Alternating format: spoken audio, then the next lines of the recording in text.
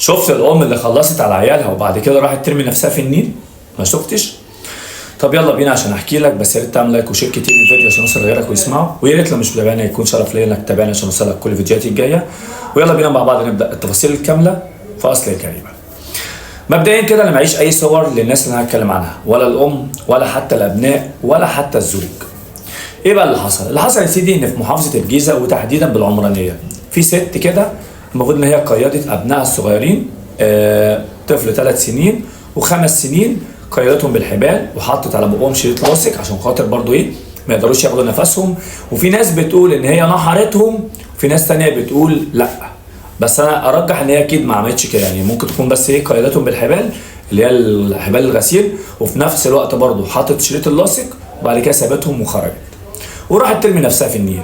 في ناس بتقول برضو ان هم انقذوها، وناس تانية بتقول لا، اكيد الناس الموجوده في العمرانيه هم اللي عارفين الكلام ده كويس، فلو حد من العمرانيه موجود هنا يا ريت يبلغنا برضو.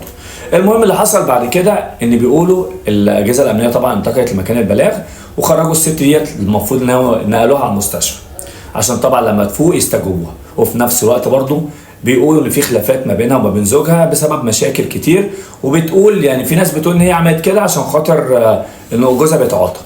والله الله اعلى واعلم ايه الصح وايه الغلط، عشان خاطر بس انا ما اعرفش، ولكن طبعا خلال الساعات اللي جايه دي هيبان كل حاجه. بس انا طالع بس اقول كلمتين، هو ايه اللي احنا وصلنا له ده؟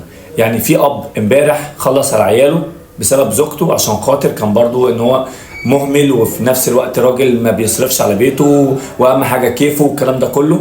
وفي نفس الوقت النهارده واحده بسبب ان جوزها مثلا في مشاكل ما بينهم. يعني معلش يا جماعه، يعني ما كل بيوت فيها مشاكل الدنيا، بس ما يوصلكش ان انت تنتقم في اطفالك ما لهمش ذنب، دول لسه يعني دول نشأة، حاجه هتطلع لسه كده يعني ايه.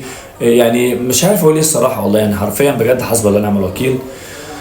وربنا يرحم طبعا الاطفال الصغيرين اللي اعمارهم لسه 3 سنين و5 سنين. سلام.